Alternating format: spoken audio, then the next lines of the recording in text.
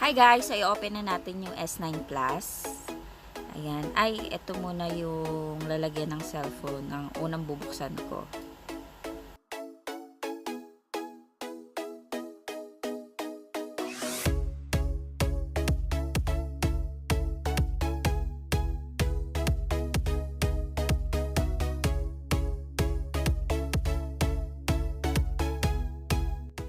So, ito na yung lalagyan niya guys. Ang ganda-ganda niya. Para siyang luggage. And then, meron na siyang stand sa likod. Ayan, kapag gusto nyo manood, i-stand nyo na lang siya ng parang ganito. Ayan. Ayan. Pero ako hindi ko na siya gagamitin kasi may stand naman ako. So, dito na tayo sa box. So, ito yung box ng S9 Plus. Ayan ang itsura niya. Kung makikita nyo, silyadong-silyado pa siya. Ayan. So, tara, i-open na natin.